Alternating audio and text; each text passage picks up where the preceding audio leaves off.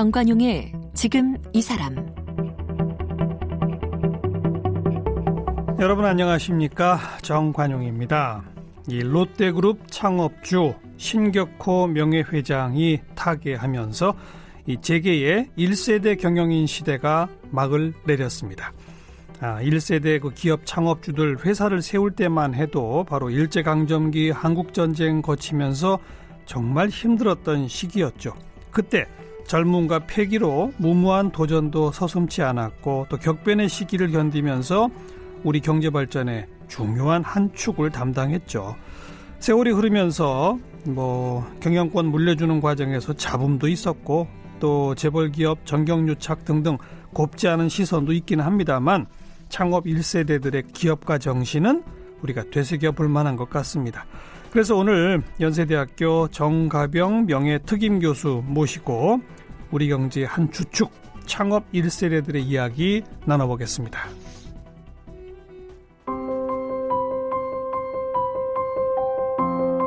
정가병 교수는 연세대학교 경제학과를 졸업했습니다.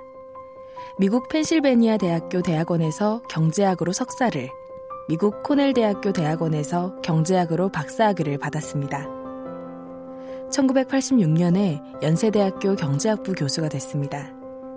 연세대 교무처장, 정보대학원장, 연세대 미래캠퍼스 부총장을 거쳐 제17대 연세대학교 총장을 지냈습니다. 2013년 한국언론인연합회에서 자랑스러운 한국인 대상을 받았고 2016년에는 청조근종훈장을 수여받았습니다. 현재 영국의 루틀리지에서 발행하는 학술지 글로벌 이코노믹 리뷰의 에디터로 활동하고 있으며 연세대학교 명예특임 교수입니다. 일반인들에게 경제학을 쉽게 전달하기 위해서 대중을 위한 경제서적을 여러 권 집필했는데요. 대표작으로는 열보다 더 큰 아호, 카론의 동전 한입, 정가병 교수의 만화로 읽는 경제학, 나무 뒤에 숨은 사람, 위기의 경제학 등이 있습니다. 최근에는 온라인 채널 정가병의 쉬운 경제 이야기를 개설해 대중과 소통하고 있습니다. 네, 연세대학교 총장 지내셨죠? 현재 명예특임 교수 정가병 교수 나와주셨습니다. 감사합니다. 네, 어서 오세요. 안녕하세요. 오랜만에 뵙겠습니다. 네. 네. 우리 신격호 회장, 작년에 또 김우중 회장도 타계하고 네. 이제는 정말 재벌그룹을 일군 1세대는 이제 한 분도 안 계시네요. 그렇게 된 것 같습니다. 그죠? 창업 1세대가 그러니까요. 지나간 것 같습니다. 네. 신격호 회장 생전에 여러 번 뵈셨죠?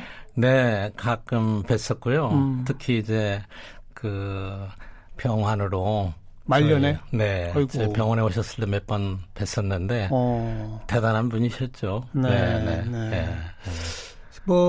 롯데타워 완공한 후 그 즈음해서 여러 차례 TV 화면에서 저희도 뵙고 야, 여전히 정정하시네. 이런 얘기도 했는데. 네. 그러니까 21년 생이셨던 것 같아요.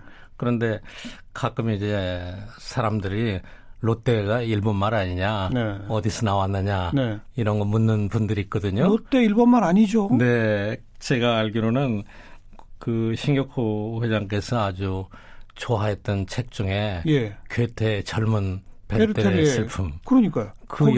여주인공이 샤롯테를 따서 했다고 그러더라고요. 그러니까요. 21년생이면 이제 100세. 우리 나이로 치면.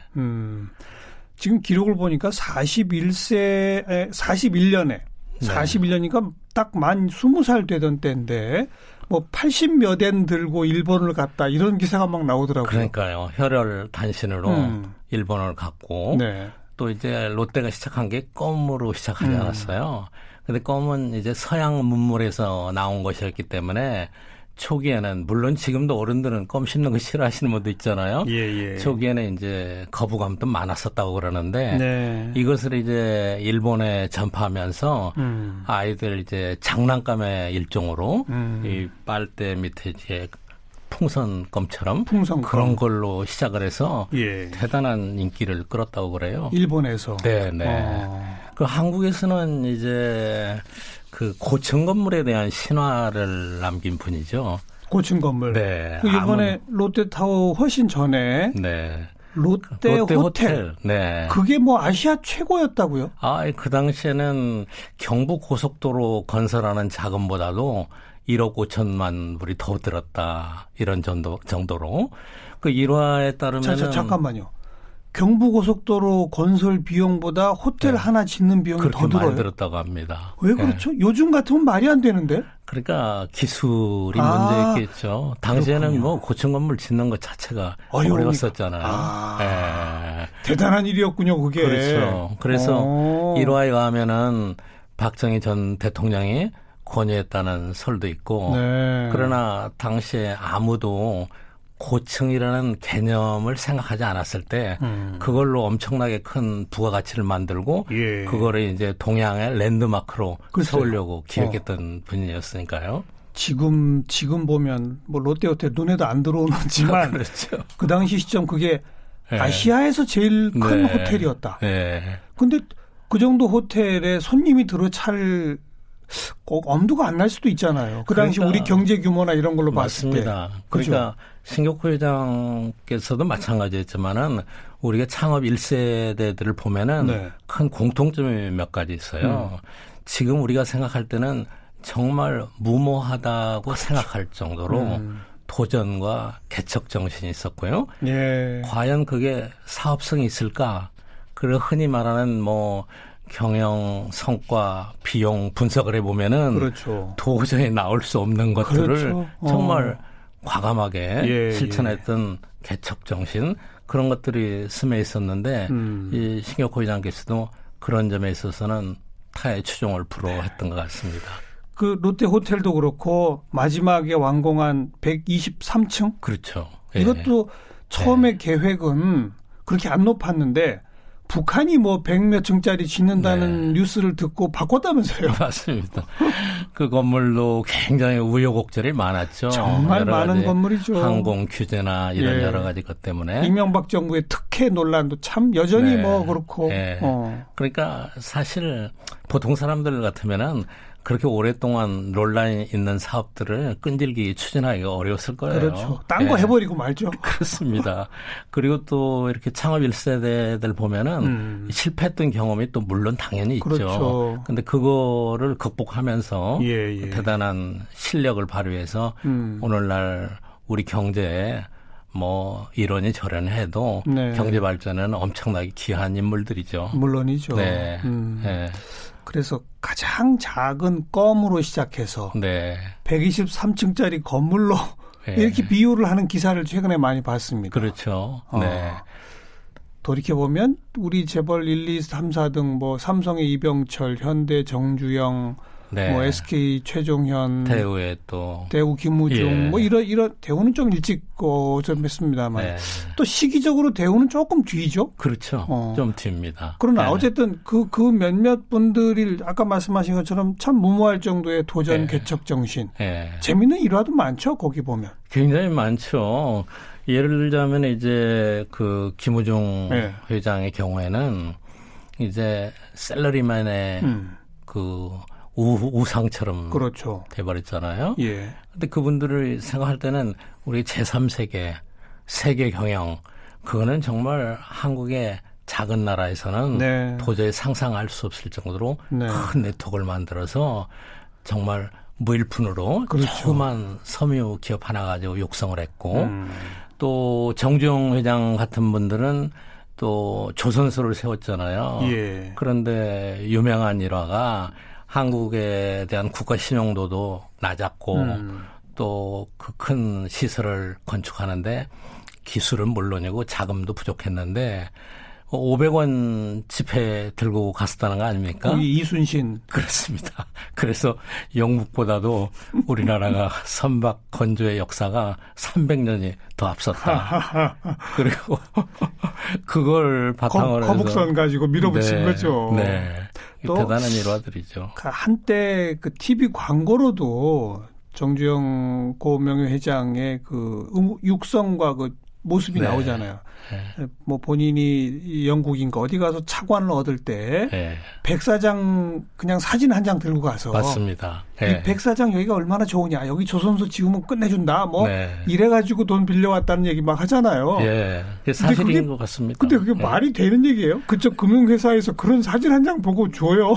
그러니까 그 당시만 해도 여러 가지로 볼 때 저희 경제학에서는 흔히 시장이 형성됐다, 그러니까. 안 됐다 이런 네. 얘기를 하는데 네. 시장이 이제 형성되지 전혀 않았던 없는 시기였고 거죠. 그때 이제 이 국제적인 기관이나 평가하는 기업들에서도 이분을 믿었던 거죠. 대단한 뭘 보고 창업 믿었을까요? 제 생각에는 제일 첫 번째는 대단한 이 창업, 창의력, 도전적인 거, 개척적인 걸 그거 한번 믿어본 거죠. 예. 그리고 왜 새로운 기업을 시작할 때는 분명히 앞에 그림이 보인다라기보다는 불확실한 경우가 많잖아요. 아, 물론이죠. 그리고서 도전을 한번 해보는 거죠. 네. 그리고 LG의 경우에도 그 지금 LG 화학, 그러니까 플라스틱이죠. 그 당시에는 플라스틱이 엄청나게 새로운 기술이었다고 그래요. 뭐 최첨단이었죠. 그렇죠. 그런데 이제 LG가 처음에 화장품을 만들어서 파는데 동동구리무. 뭐. 네. 그 화장품은 좋은데 뚜껑, 예. 컵이 자꾸 이 부러지고 고장이 났었다는 거거든요. 근데 플라스틱 기술인데 당시에 이제 큰 도박이라고 할까요? 거의 뭐 전 사업 자금을 투입해서 플라스틱 기술과 공장을 세웠다는 거 아니에요. 네, 그게 실패했으면 엄청난 타격이었겠지만은 그렇죠. 결국은 거기에 성공해서 지금의 이제 LG 화학을 만드는 계기가 됐다. 이런 일화도 있는 것 같습니다. 네. 지금 말씀 도중에 나왔습니다만 LG 같은 경우는 이제 크림, 네. 롯데는 껌, 예. 삼성은 처음에 뭘로 했죠? 포목? 그렇죠. 포목으로 시작을 했었죠. 포목으로 하다가 예. 제1제당, 설탕 예, 뭐 이른바 그렇습니다. 300산업이라고 하는 예. 300산업이 면, 예. 그러니까 이 옷감이고 그다음에 밀가루, 설탕. 맞습니다. 이거 아니겠습니까? 예. 그러니까 이게 이제 1910년대 이분들이 태어났고 예. 사업은 대개 3, 40년대 전후에 시작됐거든요. 시작하고, 예. 그때만 해도 이제 우리가 해방 직전이거나 해방 직후였기 때문에 대부분 이제 기본적인 의식주에 해당되는 내수 산업이 많았었죠. 그걸로 시작인 거죠. 예, 그걸로 시작했던 거죠. 그래서 이제 포목하면은 섬유 관련됐고 예. 또 뭐 정미소도 있고요. 예. 그리고 이제 현대는 거기에 붙여서 약간의 이제 기본적인 기계, 자동차 수리하는 거 이렇게 시작했다고 그러죠. 그러다가 이제 70년대를 거치면서 모두 네. 다 중화공업에 뛰어들고 그렇습니다. 거기서 도박을 거는 거죠. 그렇죠. 그거 저 모래사장 사진 가져가서 조선소 짓겠다는 이런 식의. 맞습니다. 예. 먼저 전자를 시작한 건 LG였죠. LG였습니다. 금성. 예. 그러니까 저희가 경제 발전의 이제 단계에서 보면은 네. 64년이 우리나라 1인당 국민소득이 $100가 되던 해였어요. 그러니까 그 당시에 우리 국민들 생활이 얼마나 열악했고 예. 그런 상황을 배경으로 이 기업들이 태어났고 그리고 방금 말씀하신 대로 이제 70년대 중반 들어서면서 네. 중화공업에 엄청난 투자를 일으킨 거죠. 네. 그 삼성의 이병철, LG의 구인회 두 분은 아주 어려서부터 친했다고 그래요. 네, 제가 알기로는 진주에 예. 어느 초등학교? 지수 초등학교라고 기억하는 것 같은데요. 거기에 이제 이병철 회장이 3학년 때인가? 예. 거기 이병철 회장 누나가 있는 데라서 그리 전학을 갔었다고 그래요. 근데 그때 이제 구인회 회장이 이미 거기 와 있었고 거기서 이제 만나셨다고 그래요. 학교 동창이네요. 네네. 예. 그리고 나중에는 이제 사돈 관계가 되죠. 맞아요. 예. 이병철 회장 차녀인가 하고 이제 구인회 회장 그 아드님하고 네. 결혼을 해서 네. 사돈 관계가 되죠. 네. 그런데 나중에는 앞에서 말씀하신 대로 전자사업 때문에 서로가 갈라졌다는 일화도 있습니다. 그러니까 금성이 먼저 전자 예. 해가지고 뭐 라디오 팔고 뭐 해서 대단히 잘 네. 나가고 있는데 네. 삼성 이병철 회장이 우리도 전자 하겠다 이래가지고 네. 그래가지고 서로 이제 갈라졌다 이런 일화도 있습니다. 네. 네. 그리고 그 LG는 특히 또 구씨와 허씨의 동업 네. 네. 그게 참 부드럽게 잘 가다가 그러니까요. 헤어질 때도 전혀 잡음 네. 없이 LG와 GS로 또 싹. 네. 그 참 특이한 케이스죠. 특이한 경영에서도 케이스였죠. 전례를 찾기 어려운 거 아니에요? 그렇죠. 자료를 보니까 원래 구인호 회장이 그 허씨 집안으로 장가를 가셨더라고요. 그때부터 이제 관계가 있었던 거죠. 그런데 이제 다음에 내려오면서 또 자녀들끼리 가문이 형성되고 그리고 구인회 그 회장 그쪽은 굉장히 이 일제 막 끝날 때쯤에 엄청난 그 땅을 가진 거부였다고 그래요. 예. 만석군이었다고 하더라고요. 그런데 이제 독립운동 자금도 되고 그렇죠? 독립운동 자금도 됐고요.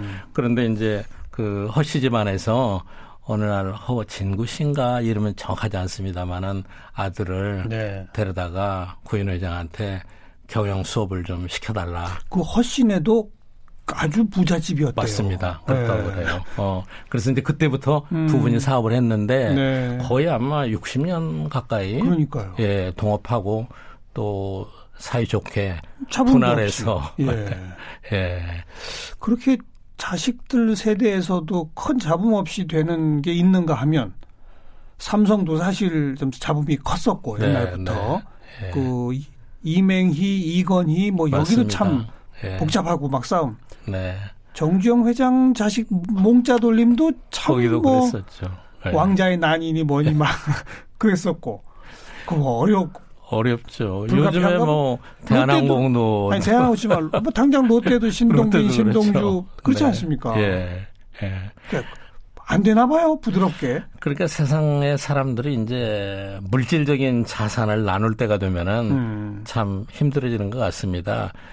뭐 운동할 때 조그만 것 가지고도 힘들어하시는 분들 있잖아요. 참. 좀 이제 역사적으로 정리를 하면 말씀하신 것처럼 1910년대, 20년대생들이 30년대, 40년대, 50년대 이렇게 기업들을 일궈가지고 70년대, 80년대 중화학공업으로 이제 성장해 나가면서 이른바 재벌 체제를 구가하게 되고 그리고 곧바로 이어서 이제 2세대, 3세대 경영으로 넘어가고 그게 이제 한국 경제 한 획을 긋는 건데 맞습니다. 우리 정 교수님 보시기에는 그 1세대의 특징, 아까 말한 도전 개척 정신, 그 외에 또 어떤 것들이 있을지, 그다음 2세대와 구별한다면 어떻게 구별할 수 있을지. 그러니까 1세대는 이제 다 가셨고 문제는 앞으로 이제 2세대, 3세대가 어떻게 이걸 잘 끌어나가서 한국 경제에 기여하느냐가 큰 문제겠죠. 벌써 4세대도 사장급 가는 데가 있어요. 그렇죠. 근데 이제 몇 가지 환경이 제 생각엔 과거보다 많이 달라진 것 같아요. 환경이 크게 달라진 게 지금은 완전히 나라가 개방돼 있고요. 글로벌화돼 있고. 그래서 어떤 업종이든 간에 이제 경쟁이 치열하고요.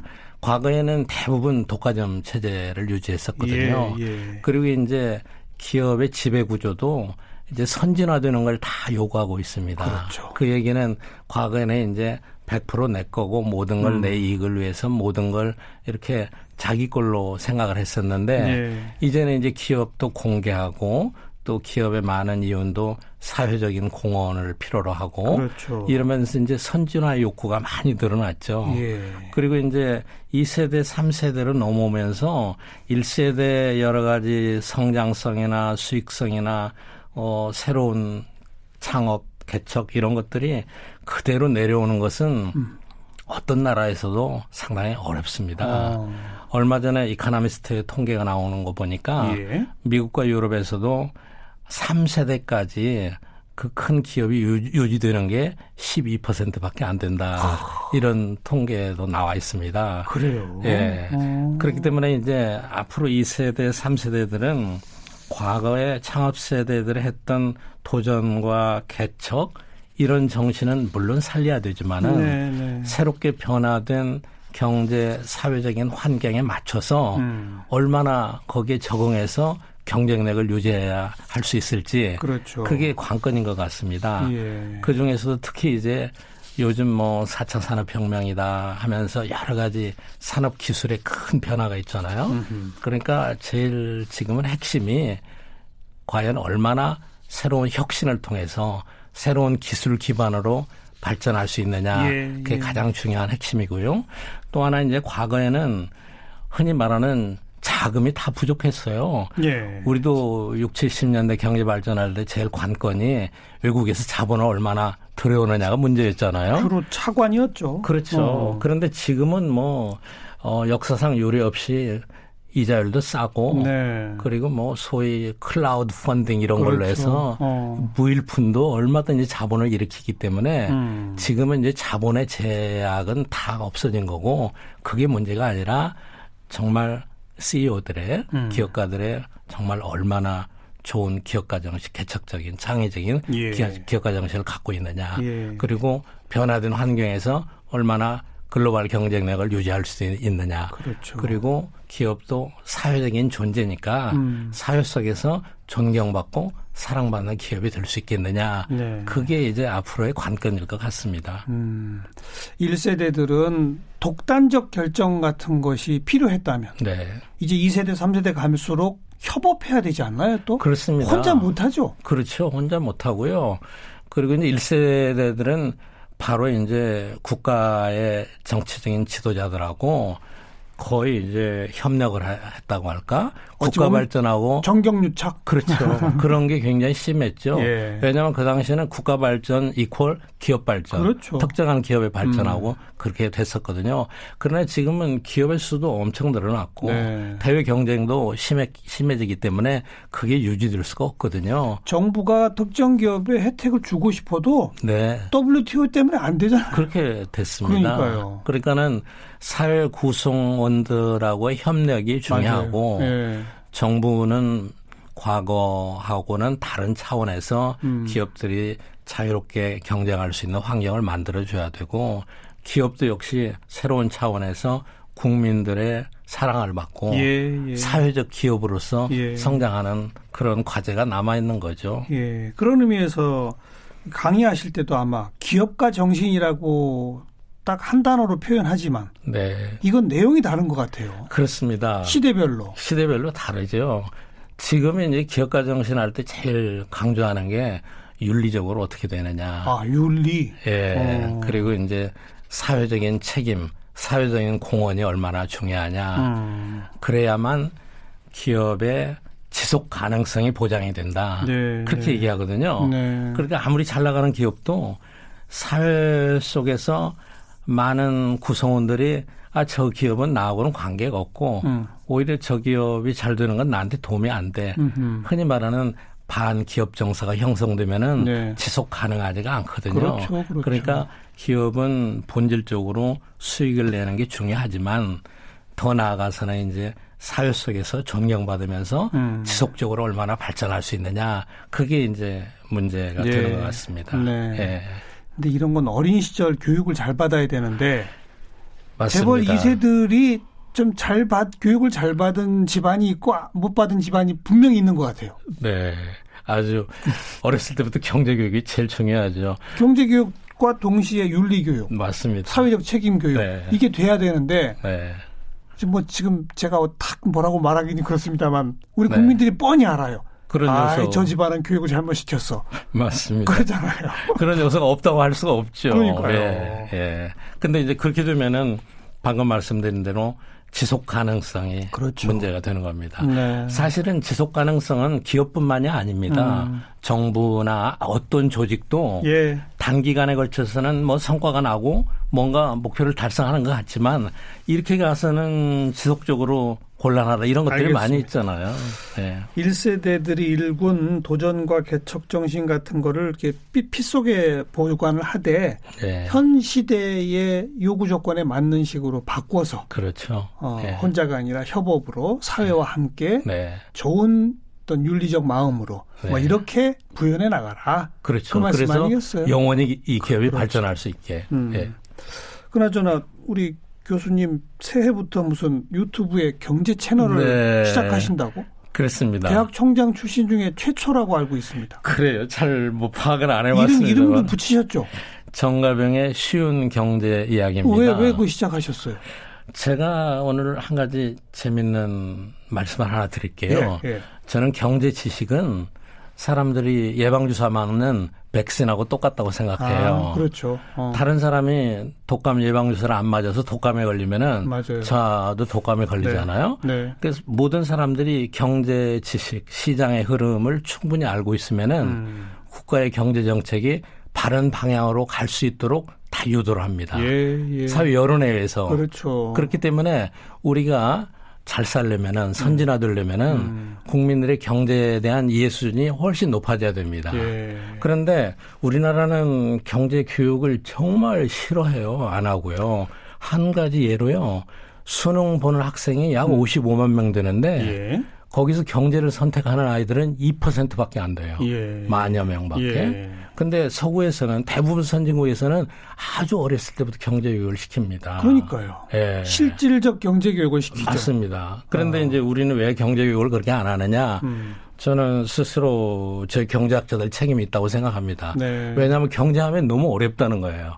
아니, 그거 쉽게 할 수 있는데요. 그러니까요. 그래서 제가 중고등학교 교과서도 만화로 바꾼 적이 바꿔야 있었고 돼요. 예. 그리고 이제 유튜브 시작한 것도 아주 쉽게 우리 국민들이 경제에 대한 지식을 접할 수 있게 하고 또 한동안은 그게 결국은 국력이 되더라. 맞습니다. 예. 서로 예방주사 맞는 거나 똑같습니다. 알겠어요. 저도 오래전부터 그런 얘기 합니다. 초등학교, 네. 중학교 교과 과정에 맞습니다. 아예 처음에는 물건 사기, 네. 아니면 물건 팔아보기, 예. 이런 교육과 과정도 들어가야 되고, 그러면 심지어는 모의 노사 협상 예. 이런 것도 저는 해봐야 당연합니다. 된다. 예. 그치? 정말 중요한 교육이다. 예. 안 그렇습니까? 그렇습니다. 왜 교과 과정이 안 바뀌어요, 그렇게? 예.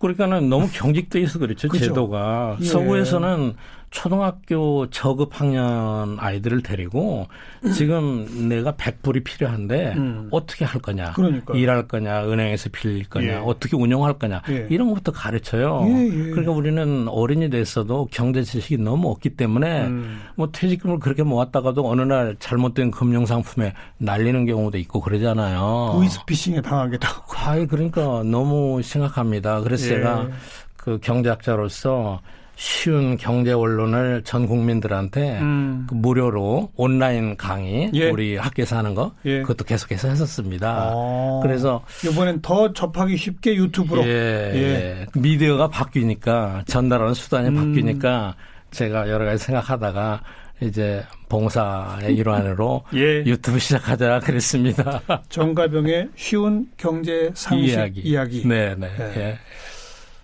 구독 버튼 눌러야죠. 예. 연세대학교 명예특임 교수 정가병 교수였습니다. 고맙습니다. 감사합니다. 네.